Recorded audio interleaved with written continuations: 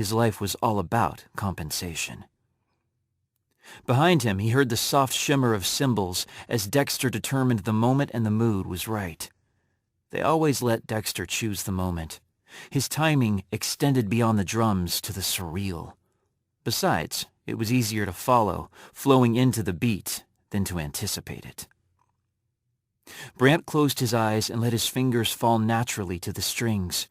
It was a slow number, slow and heavy, lots of sultry, hip-swinging beat for Sin to sync up on, but not too much for the rest of them right off the bat.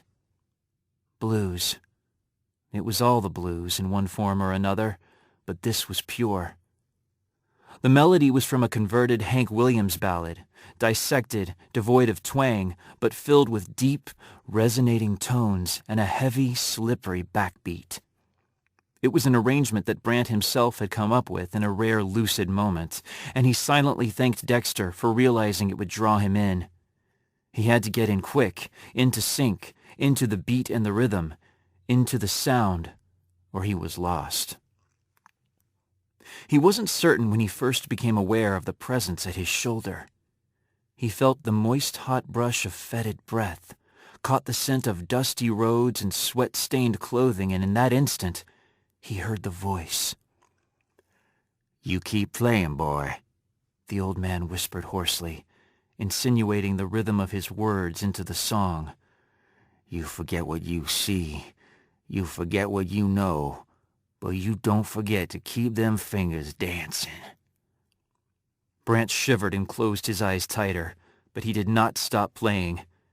There was a resonance to his notes, a fluidity that he had only felt small glimpses of in the past. Memories sifted up through his thoughts, memories he'd buried and left for dead. He shook his head, trying to concentrate on the music, to drive the invasion of pain away. Failing.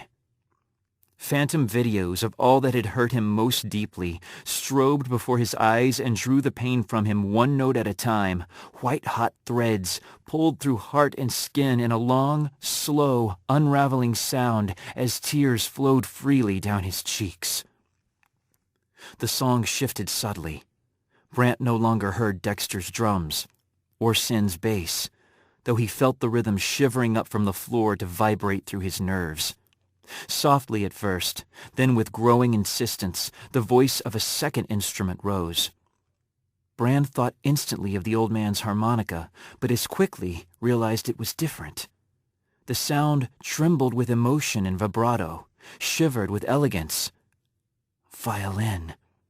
It was a single violin, the sound rippling against, then through Brant's guitar, harmonizing, then stealing the center of the melody, then slipping up and away in a sublime shimmer of sound. A tight, cold talon squeezed Brant's heart. An old man stepped from the shadows, white hair billowing about his head, glowing nimbus wreath wrapped tightly about the very image of tragedy. Pain owned those features, rippled beneath wrinkled skin and forced expression after expression to play in a kaleidoscopic slideshow of angst. Brant gasped. His eyes were still clamped tightly shut, but he could not erase the sight, could not look away from the sound as it wove around and through his notes. Brant did not stop playing, but the tears rolled in soft trickles off and away, wetting his shirt. The visions that tore at his nerve endings shifted. He played, but the club no longer existed. His chair sat in the center of a dusty crossroad. The violin played in the background, but he could not see the violinist. The buildings that surrounded him were low to the ground and dingy, nothing distinguishing one from the next. There were few windows, and he saw no movement beyond them. The music took a subtle shift from the straight 12-bar blues rhythm to a slow, torturous march. His fingers made the transition, and the phantom violin slipped to a staccato beat, pounding through the notes and matching them to Brant's suddenly speeding heartbeat. There were footsteps as well. Marching. A small group of men rounded the corner. Brant shrank back, melting to the chair as he recognized what he saw, nearly crying out in negation before the scene shifted again.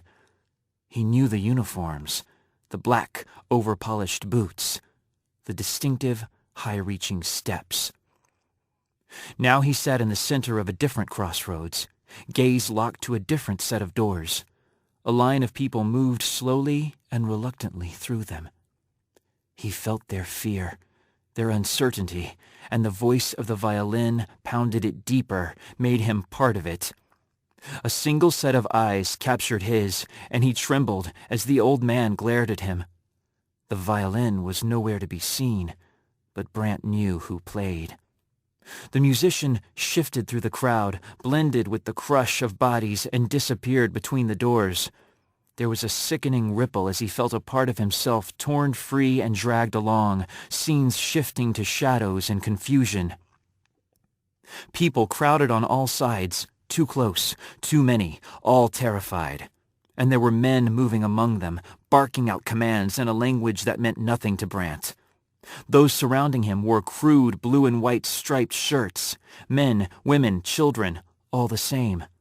Brant was jostled and then shoved hard. He dropped painfully to his knees that he knew were too thin, too arthritic to be his own. He tried to break the fall, failed, and fought to regain his footing.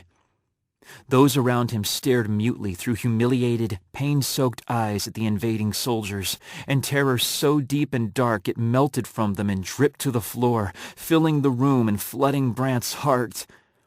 They were stripping, each of them, women, men, boys and girls, faces flushed in shame, peeling off their clothing as the men in their dark uniforms continued to command and shove and move from person to person without the slightest indication that they saw what happened around them. The clothing was grabbed, tossed, gathered, and gone. So quickly the moment was a blur. The terror that had been buried deep in the eyes of those surrounding Brant seeped through his thoughts, embedded itself in his mind, and drove icy spikes into his spine. Men were herded one way, no other word for it, moved like so many animals as the women split to the other side. The words were no clearer to Brant, but seemed to calm the others slightly. The next thing he saw was a concrete room with walls lined in nozzles. Showers? They crowded in, too many, no way to be directly in the path of any particular spray.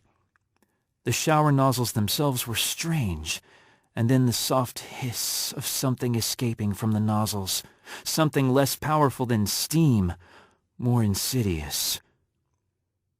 The doors closed behind them with finality, with the essence of death. The room was immersed in a sudden dark, repressive fear.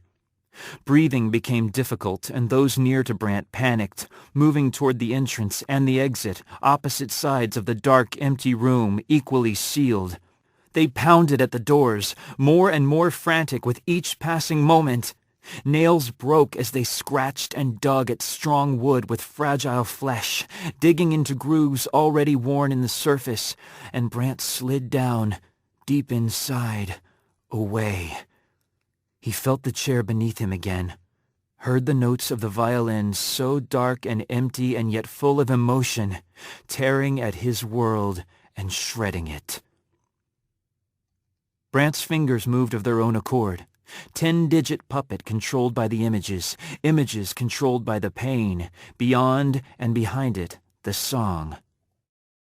Brant's chords bent and shivered along with the lingering, trembling notes of the old violinist. He saw the man again, alone, staring with cold, empty eyes as the bow danced over catgut strings, crying its song to the night. Brant's eyes clouded with salty, stinging tears, and he clamped them shut hard, biting his lip and dragging his fingers harder over the strings, trying to control the uncontrollable song, trying to insinuate his own lesser darkness over the oppressive voice of the violin. He glanced up, high on the dull gray walls, and saw a face, white and leering, makeup bleeding from the corners of the eyes to stain the walls, fading to stone and brightening to brilliant blood red. The song shifted.